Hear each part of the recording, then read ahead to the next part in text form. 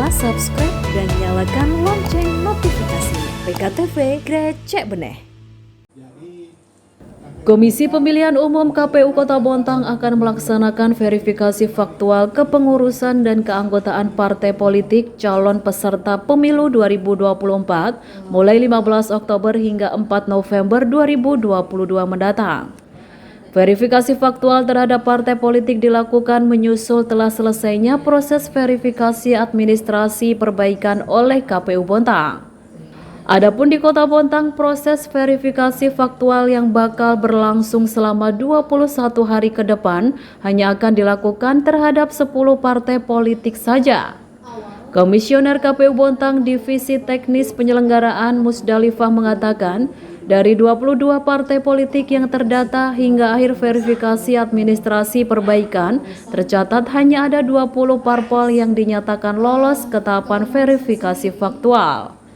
Namun verifikasi faktual tidak dilakukan bagi parpol yang telah memenuhi parliamentary threshold, sehingga pihaknya hanya akan melakukan verifikasi faktual terhadap 10 parpol saja.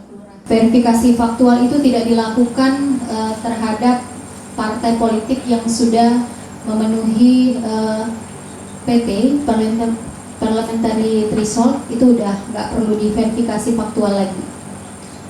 Nah, dari 20 partai politik yang ada, itu ada 10 partai politik saja yang kita akan lakukan verifikasi faktual.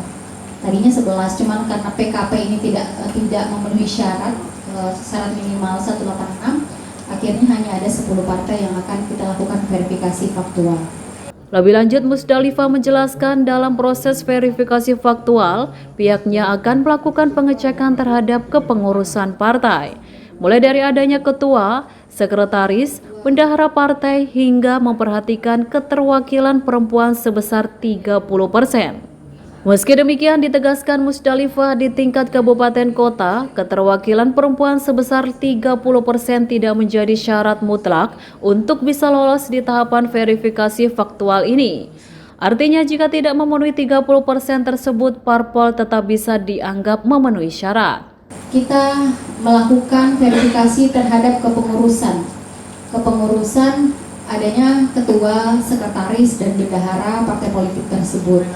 Kemudian kita juga memperhatikan keterwakilan perempuan paling sedikit 30%. Nah, ini yang agak sedikit ini di Bontang, di kabupaten kota tentunya di tingkat kabupaten kota.